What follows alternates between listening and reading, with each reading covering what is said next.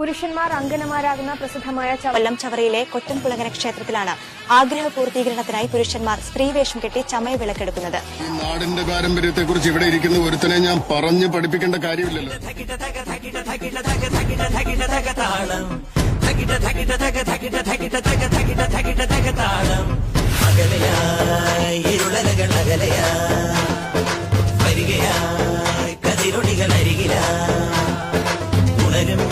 കണികാൺമത് മുളവന്നത് തളിരാർന്നിത് പരമായി നിരയായി കരളിൻ നിറയായി വിളയുവൻ കനകനൽ കറിയുവൻ